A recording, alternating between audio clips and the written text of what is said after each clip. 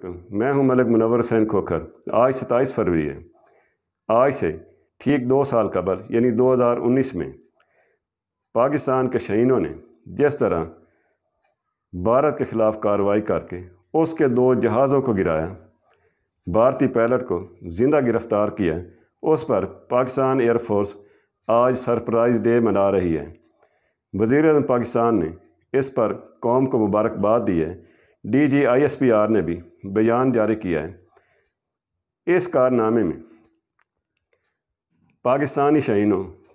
Pakistani pilots کے علاوہ higher authority میں جس شخصیت کا اہم کردار تھا اس پر ہم آج ڈسکس کریں گے، اور اس اہم کارنامے کا وہ پہلو جو آج تک بہت ہی کم ڈسکس ہوا ہے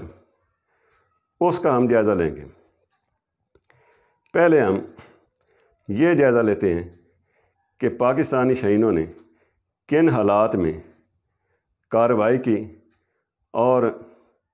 وہ کارروائی کتنی مشکل تھی۔ ایک ہوتے ہیں جنگی حالات۔ جنگی حالات میں دشمن کے طیارے یا کسی دوسرے ملک کے طیارے ایک دوسرے کی حدود میں گھس کر کارروائیاں کرتے ہیں، اور اس کا برملا اظہار اور اعتراف بھی کیا جاتا ہے، اور اس کو کارنامے کے طور پر دشمن کو زیر کرنے کی نیت سے اس کا اظہار کیا جاتا ہے، بلکہ اس میں ضرورت سے زیادہ پروپیگنڈا بھی شامل ہوتا ہے۔ لیکن جب جنگی حالات نہ ہوں، عام حالات ہوں، تو عام حالات میں کارروائی اس سے بھی زیادہ مشکل ہوتی ہے، اور جب عام حالات کے علاوہ ماحول میں کشیدگی ہو اس وقت کارروائی اور بھی زیادہ مشکل ہوتی ہے، کیونکہ فضائی کارروائی کرتے وقت اس بات کا جائزہ لینا ہوتا ہے کہ کارروائی بھی کی جائے، دشمن کو نقصان بھی پہنچایا جائے، اور اس کا الزام بھی اپنے اوپر نہ لگے، اور تاکہ کوئی اس سے جنگ چھڑنے کا خدشہ نہ ہو۔ بھارت نے جس طرح سرجیکل سٹرائک کا دعویٰ کیا تھا وہ حالات کیا تھے، اور اس کے جہاز کس طرح بچ کر واپس چلے گئے تھے، وہ بھی ایک دلچسپ پہلو ہے، اور اس کا ذکر کرنا بھی ضروری ہے۔ لیکن سب سے پہلے میں آپ کو یہ بتا دوں کہ فضائیہ کے پائلٹس کتنی دیر میں کارروائی کے لیے تیار ہو سکتے ہیں۔ جب پائلٹ جہاز کے اندر موجود ہو، کاکپٹ میں موجود ہو، تو وہ 3 منٹ کے اندر فضا میں موجود ہوتا ہے، اور اگر پائلٹ ایئر ڈیفنس میں موجود ہو تو اسے فضا میں جانے کے لیے 5 منٹ درکار ہوتے ہیں۔ جب بھارت کے جہازوں نے ہماری فضائی حدود کی خلاف ورزی کی تو اس وقت یہ حالات نہیں تھے۔ اس وقت بھارت نے پلوامہ واقعہ کے بعد جھوٹ موٹ کی کارروائی کرنا چاہیے، اور پلوامہ واقعہ کے بارے میں بھی آپ نے سنا ہوگا کہ اس کا اب یہ انکشاف پچھلے دنوں ہوا ہے کہ اس میں بھی پاکستان پر جو الزامات لگائے تھے وہ جھوٹ ثابت ہوئے ہیں، اور پلوامہ کا ڈرامہ بھی یہ ثابت ہو گیا ہے کہ وہ نریندر مودی حکومت کی اپنی سازش تھی۔ تو بھارت نے پلوامہ کا بہانہ بنا کر کہ اس دہشت گردی میں کشمیر میں جو پلوامہ میں واقع ہوا کہ پاکستان ملوث ہے، اور پاکستان کو ہم اس کا سبق سکھائیں گے، تو اس وقت اس لحاظ سے ماحول میں کشیدگی تھی، اور اس خطرے کے پیش نظر ہماری فضائیہ بھی الرٹ تھی، جبکہ بھارت کی فضائیہ تو پہلے ہی الرٹ تھی۔ تو اس صورتحال میں بھی جو رولز آف انگیجمنٹ ہیں، جو مروجہ SOPs ہیں، اس میں اس بات کا یہ خیال رکھا جاتا ہے کہ دونوں ملکوں میں اگر کوئی جہاز دشمن کا جہاز اندر چلا جائے تو اس کے لیے پائلٹس کو یہ بتایا جاتا ہے کہ آپ نے کوئی ٹارگٹ تلاش نہیں کرنا، نہ ہی دشمن کا سامنا کرنا ہے، بلکہ ایسے ہی کارروائی ڈال کے واپس آ جانا ہے۔ تو جب بھارت کے جنگی جہاز بالا کوٹ میں آئے تو اس وقت چونکہ ماحول میں کشیدگی تھی، ہماری فضائیہ کے پائلٹ کمبیٹ گاش پر تھے، یعنی فضائی میں ہی موجود تھے۔ تو جب عام حالات میں اگر کوئی دشمن ملک کا جہاز 10 کلومیٹر تک اندر آ جائے تو اسے صرف وارننگ دے کر واپس بھیج دیا جاتا ہے، مگر جب کشیدگی ہو اور دشمن کا جہاز 40-50 کلومیٹر تک اندر گھس آئے تو اس پر کارروائی کی جاتی ہے۔ تو سوال یہ پیدا ہوتا ہے جو اس وقت بھی قوم کے ذہنوں میں تھا کہ دشمن کا جہاز بالا کوٹ تک، یعنی جو 40 سے 50 کلومیٹر کا سفر بنتا ہے، اندر تک چلے آئے تھے، تو اس وقت کارروائی کیوں نہیں کی گئی؟ اس وقت بھی پاکستانی شاہین جو کہ فضا میں پہلے ہی موجود تھے، جب انہیں پتہ چلا تو انہوں نے فوری کارروائی کرنا چاہی، اور جب انہوں نے اس طرف موو کیا تو بھارتی جہازوں نے پے لوڈ گرا کر ہمارے درختوں کو شہید کر کے بھاگنے میں حیثیت سمجھی۔ یہ پے لوڈ کیوں گرایا جاتا ہے؟ پے لوڈ وہ ہوتا ہے جو کہ جہاز میں بم ہوتے ہیں یا وہ میزائلوں سے لیس ہوتے ہیں، اور اس کی وجہ سے، اس کے وزن کی وجہ سے جہاز کی رفتار کم ہو جاتی ہے۔ تو جب دشمن کے جہازوں نے دیکھا کہ پاکستانی پائلٹ کارروائی کرنے والے ہیں تو انہوں نے جلدی میں اپنے جہازوں کی رفتار تیز کرنے کے لیے وہ پے لوڈ درختوں پر گرا دیے اور فوری بھاگ نکلنے میں کامیاب ہو گئے۔ اس پر پاکستانی قوم یہ سمجھنے لگی کہ ہم شاید بے بس ہو گئے ہیں، اور ہمارے اندر مایوسی پائی جاتی تھی، جبکہ دوسری طرف بھارت نے یہ وویلا کر رہا تھا کہ ہم نے پلوامہ واقعے کا بدلہ لے لیا ہے، بالا کوٹ میں جیش محمد مسعود اظہر کے دہشت گردی کیمپ ہم نے تباہ کیے ہیں، اور وہ دنیا کو یہ باور کرا رہا تھا کہ پاکستان واقعی دہشت گرد ریاست ہے، اور ہم نے وہاں پہ کامیاب سرجیکل سٹرائک کی ہے، اور آئندہ بھی ہم ایسی کارروائی کریں گے۔ تو ہمارے لیے بھارت کو اس کا جواب دینا انتہائی ضروری ہو گیا تھا۔ پاکستان کے شہینوں نے، آپ نے دیکھا کہ کن حالات میں کارروائی کی۔ پاکستان نے باقاعدہ، بلکہ ہمارے وزیر اعظم نے باقاعدہ قوم کے سامنے تقریر کرتے ہوئے یہ بیان دیا تھا کہ پاکستان اس کا بدلہ ضرور لے گا، اور اس کے وقت کا تعین بھی وہ خود کرے گا۔ تو پھر ایسا ہی ہوا، حالانکہ اس اعلان کے بعد بھارت کے جنگی جہاز اسی طرح کمبیٹ پیٹرولنگ کر رہے تھے۔ وہ 8-10 جہاز ان کے بارڈر کے ساتھ فضا میں موجود تھے، اور پاکستان نے بھارت کی طرح بزدلی نہیں دکھائی، رات کو کارروائی نہیں کی، بلکہ دن کے اجالے میں پاکستان کے شہینوں نے ان حالات میں، جب کہ بھارت الرٹ تھا، اس کی فضائیہ الرٹ تھی، ہمارے شاہین بھارت کے اندر گھس گئے اور ان کے اہم مقامات کی ویڈیوز بناتے رہے اور ان کو نشانے پر لیا، مگر بھارت کے جہازوں کو، بھارتی پائلٹوں کو اس پر ان کے خلاف کارروائی کرنے کی جرات نہ ہوئی۔ مقصد یہ تھا کہ کسی طریقے بھارتی جہازوں کو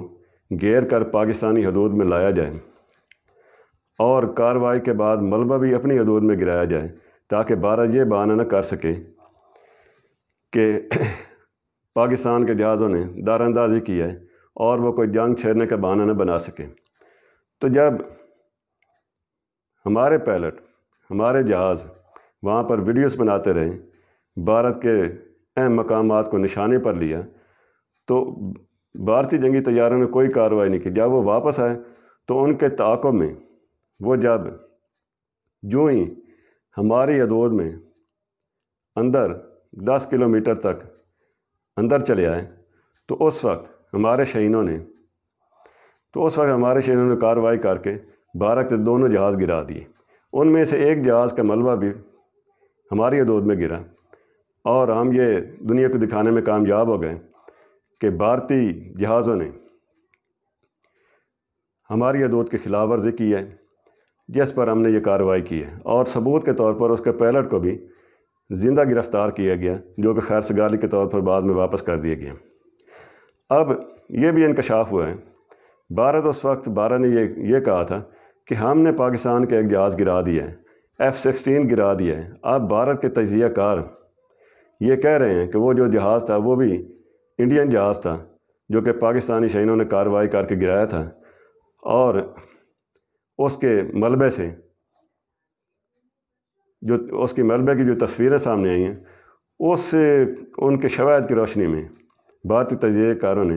بھارت کے اس جھوٹ کو بے نقاب کر دیا ہے۔ یہی نہیں، ان حالات میں یعنی سرپرائز ڈے سے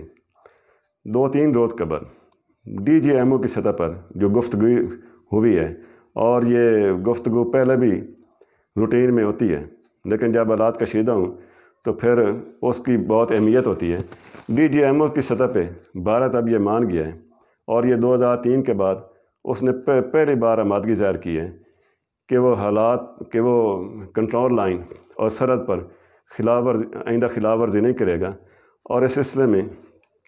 معاہدے کی آئندہ پاسداری کرے گا۔ بھارت کو یہ سب کچھ کیوں کرنا پڑا ہے؟ کیونکہ اس نے ہمارے شہینوں کی قوت دیکھ لی ہے، اور دوسری طرف چین کے سامنے اسے جس عظیمت کا سامنا کرنا پڑا، اور جس اپنے علاقے سے وہاں سے دستبردار ہونا پڑا، اپنی فوجوں کو واپس ہٹانا پڑا، اس سے بھی بھارت کی اپوزیشن، بھارت کے میڈیا حکومت پر یہ تنقید کر رہا ہے کہ بھارت نے اپنا علاقہ چین کو دے دیا ہے۔ تو پاکستان اور چین کے ایک دوسرے کے ساتھ تعاون اور دفاعی تعلقات کو دیکھتے ہوئے، اور ہمارے شہینوں کی کارروائی کو دیکھتے ہوئے، بھارت اب پیچھے ہٹنے پر مجبور ہو گیا ہے۔ اب آتے ہیں پاکستانی پائلٹس، جیسے کہ میں نے پہلے کہا، کہ اس کارروائی جو کہ جن میں ونگ کمانڈر نعمان علی خان ستارہ جرأت اور اسکواڈرن لیڈر حسن محمود صدیقی تمغہ جرأت، جو پاکستان کے ہیرو ہیں اور جن کا نہایت ہی اس میں اہم کردار تھا، اور دلیرانہ طریقے سے جس طرح انہوں نے کارروائی کی وہ دنیا کے سامنے آشکار ہو گئی۔ لیکن اس سے اوپر ہائر اتھارٹی میں جس شخصیت کا کردار تھا وہ تھا ایئر چیف پاکستان فضائیہ کے سربراہ مجید انوار خان صاحب کا۔ یہ آپ کو بتاتا چلوں کہ انڈیا کو جواب دینے کا فیصلہ جنرل قمر جاوید باجوہ کی قیادت میں نیول چیف اور ایئر چیف کا مشترکہ تھا، لیکن جواب کب اور کس طریقے سے دینا ہے یہ حکمت عملی صرف اور صرف فضائیہ کے سربراہ نے ترتیب دی تھی، اور 2 دن کے اندر یہ کارروائی کر کے انہوں نے باقی ملک کی قیادت کو بھی حیران کر دیا تھا۔ عام خیال یہ تھا کہ اس کارروائی میں کئی ہفتے لگے گئے، مگر ایئر چیف مجید انور خان نے اسے 2 دن کے اندر شاندار منصوبہ بندی کر کے اس کارنامے کو سر انجام دے کر دنیا کو حیران کر دیا۔ اب آپ ایک طرف یہ بھی دیکھیں کہ بھارت کی معیشت پاکستان سے بہت زیادہ مضبوط ہے، اس کے دفاعی تعلقات، اس کے دفاعی معاہدے یورپ کے ساتھ ہیں، وہ اسرائیلی بلاک میں شامل ہیں، ان کی ٹیکنالوجی استعمال کر رہے ہیں، جبکہ اب امریکہ بھی اس میدان میں اس سے تعاون کر رہے ہیں، جبکہ دوسری طرف ہماری معیشت بھی کمزور ہے۔ ہمارا بجٹ، خاص طور پر ایئر فورس کا بجٹ بھی کم ہوتا ہے، مگر ہم مجاہد انور خان کی قیادت میں ایئر فورس نے صرف ریورس انجینئرنگ کے سہارے نہ صرف اپنے اور چین کے تعاون سے نہ صرف اپنے پہلے سے جو موجود جہاز ہیں ان کو بہتر بنایا ہے، اور چین کے تعاون سے ہم GF تھنڈر طیارے بنا رہے ہیں۔ ان ساری مشکلات کے باوجود ایئر فورس نے اپنے دفاع کو مضبوط بنایا، اور سب سے بڑھ کر ہمارے پاس وہ جوان ہیں، وہ شہین ہیں جو دشمن کے پاس نہیں ہیں۔ ان حالات میں، ان مشکل حالات میں ایئر چیف نے نہ صرف فضائیہ میں سویلین PhD انجینئرز اور ماہرین کو شامل کیا ہے اور ان کی خدمات حاصل کی ہیں، بلکہ کرونا میں بھی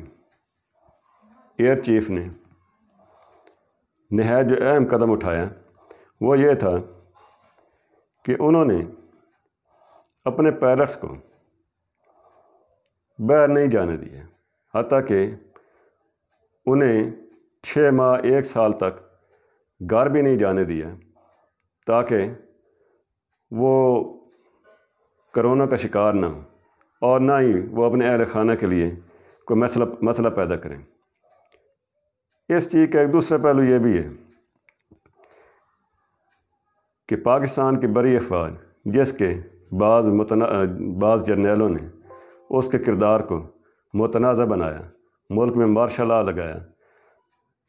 سول ادارہ میں مداخلت کی، پاکستان کی ایئر فورس اور نیوی میں،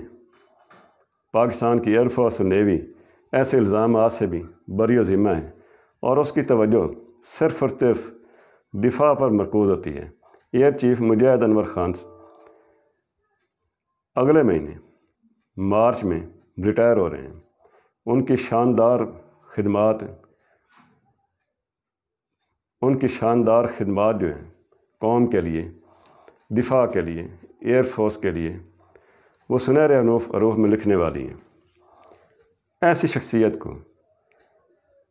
ایسے افسروں کو ایکسٹینشن ملنی چاہیے، اور اس کے لیے فوج میں، ہمارے آئین میں گنجائش ہونی چاہیے کہ جو ملک کے لیے صحیح معنوں میں خدمت کرتے ہیں، جو ملک کے دفاع کو مضبوط بناتے ہیں، انہیں ضرورت کے تحت ایکسٹینشن دی جا سکے، تاکہ آئندہ بھی ان کی خدمات سے استفادہ کیا جا سکے۔ اجازت دیجیے، اللہ حافظ۔